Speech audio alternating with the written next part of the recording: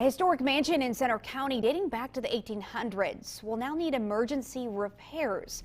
Workers for the Center Furnace Mansion in College Township say they got a water bill about $500 more than usual.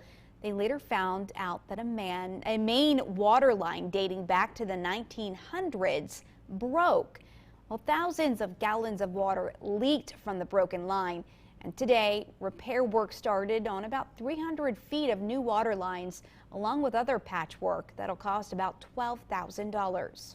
One of the problems with this is that it wasn't in our budget, and of course we haven't had our normal fundraisers this year to help us out in any way with this, but people have been just coming through with our GoFundMe account, and people have been sending checks and calling us, and it's just been really a heartwarming show of support.